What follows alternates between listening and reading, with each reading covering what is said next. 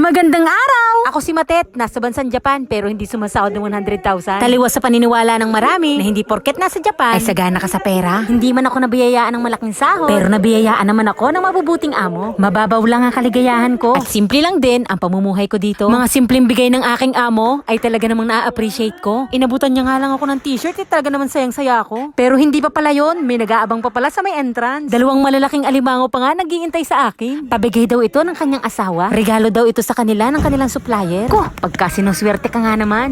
May pagbo-volunteer pang ihatid ako sa bahay eh. Akala mo naman ipagkakalayo ng bahay eh. Pero salamat na rin. At medyo may talab na rin ang sikat ng araw. Nagwo-worry atang mabilasa itong alimango ko eh. Pero mukhang mabibilasa nga. Akalaan yun sa sobrang lapit na inaligaw pa nga. Partida, nakailang punta na yun sa bahay. Chiga! Sigaw!